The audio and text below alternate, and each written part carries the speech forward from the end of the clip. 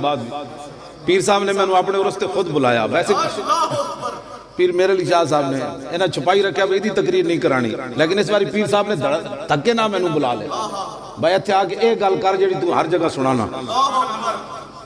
پیر میرے علی شاہ صاحب جدو چلن لگے نا کانے دے مقابلے کہندا سی میں نبی ہاں تے مرید آ گئے انہاں کہا حضور تسی کیڑا پاس چلن لگے ہو, اے تے مولویاں دے کام ہن, تسی کدھر جان لگے ہو, اے مولویاں دے کام ہن. کیوں جی پیر صاحب نے گل کی تھی. پیر میرے علی شاہ صاحب فرمایا ہم سے ایسی بے غیرت فقیری نہیں ہو سکتی کہ حضور کی ختم نبوت کا منکر لاہور میں للکارتا رہے اور میرے علی شاہ گورڈے کے اندر حجرے میں بیٹھا رہے, ایسے نہیں ہو سکتا. پھر آئے کہ نہیں پیر میرے علی شاہ صاحب, پھر آگے ناتھوں نو پائی کہ نہیں کانے نو, کیسی ناتھ پائی اجے تک میرے زئی چیخ رہے. اور سیف چشتی